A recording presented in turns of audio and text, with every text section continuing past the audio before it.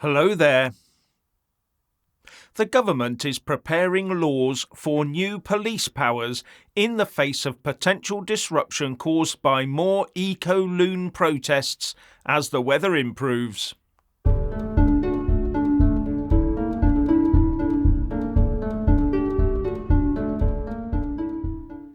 Now, if you haven't already done so, please do subscribe, click the little bell, select all, and then like and comment below. At the moment, it must be too cold and wet for the so-called dedicated, but really just self-entitled and middle-class eco-loons to adhere themselves to the tarmac or wander slowly en masse along a busy road. They seem to like the warmer months to do that, but migrate away when it's cold. Go figure. Anyway, once the weather warms up and they come out of hibernation, there is the risk that they'll get back to their just-up-oil tactics and start trying to snarl up strategic transport hotspots. And that's despite one eco-group, Extinction Rebellion, saying they're stopping those sorts of antics because they backfire and do nothing for the cause except turn ordinary people against them. But other groups have made no such statements. We must therefore assume the worst. And it's being reported that Rishi Sunak and his Home Secretary Suella Braverman are preparing new laws to give the police more powers to end the disruptions. And this will include guidance on how to use those powers. But does giving the police more powers mean they'll actually use them? After all, the police have discretion in many matters when assessing situations and the likely effect of mobilising the heavy mob. And the police do have a duty to uphold human rights, such as the right of peaceful protest. Yes, they have been a bit selective recently, in which protests they treat as a threat to national security, requiring full riot gear, and those that need to be dealt with by soft soap and mugs of hot tea. But they do have that discretion.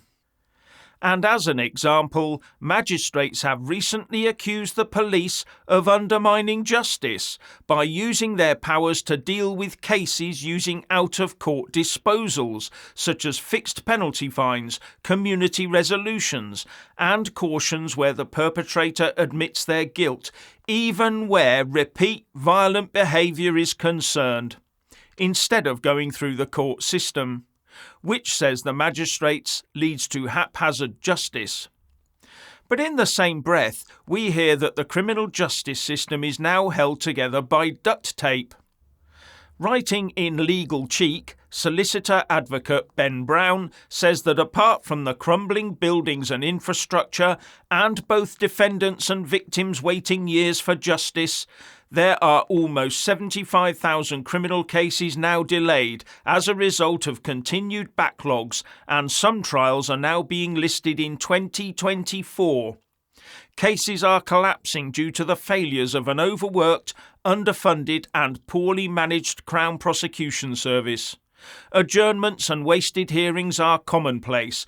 Court directions and the criminal procedure rules are routinely circumvented and treated as optional, often with impunity. Courts have been closed up and down the country, with many defendants and victims having to make long journeys to access justice.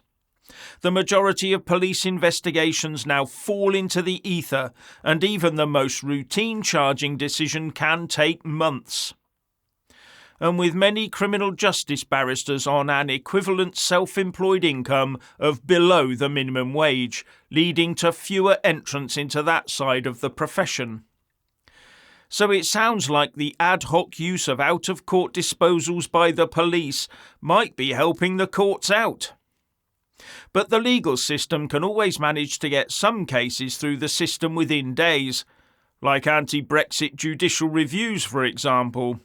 And some of the recent eco-loonery did find itself dealt with quite expeditiously as well.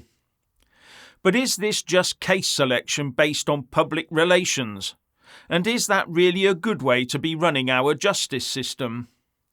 Another example is the Met's high-profile system for dealing with political issues, like all the police effort, time and money spent on Partygate, for example, something that is fast fading in significance to most people. Could all of those assets have been more properly deployed? But one of the questions that should be asked is police reluctance to deal with some matters by use of arrest driven by the knowledge that the courts are clogged up, and that each case would take an officer out of circulation for the rest of the day or longer with paperwork. After all, what's the point of locking people up in police cells for a court case due a year later or even the year after that? And Ben Brown goes further in his piece explaining, there is little to no communication or constructive dialogue between the defence and the Crown, particularly in cases before the Magistrates' Court or those sent by the police for a charging decision. And then, worryingly, youths and defendants with mental vulnerabilities are routinely being failed, criminalised rather than helped. And then there's the CPS prosecutors being sent to the magistrates' courts who are not empowered or willing to make decisions or exercise a modicum of common sense.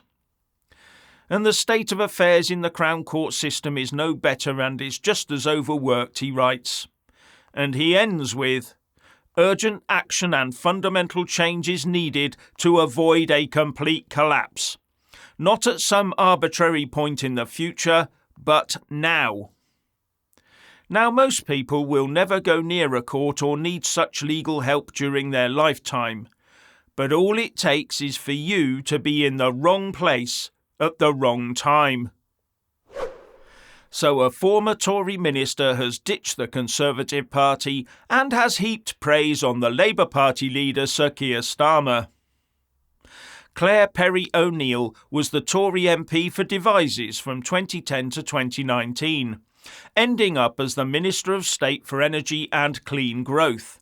She then left to become the COP26 prospective president, but was later sacked and ended up as Managing Director for Climate and Energy at the World Business Council for Sustainable Development. But now she says the Tories have been overcome by ideology and self-obsession. So she's left the party earlier this month and has now praised Keir Starmer for his sober, fact-driven, competent political leadership where green issues surrounding energy are concerned. Actually, all I've heard from Labour so far is screeching for more windfall taxes, and the ones the Tories have imposed are causing damage to our energy security already. And it's no good deploying more solar panels and wind turbines while shutting down coal and gas, because then we're in the dark and cold when the wind don't blow and the sun don't shine. And that's the real grown-up conversation we need to be having. And finally, when subscribing, please don't forget to press that little bell and also select the all option, or you won't get any notifications when I publish a new video. And thank you all so much for taking the time to watch the show.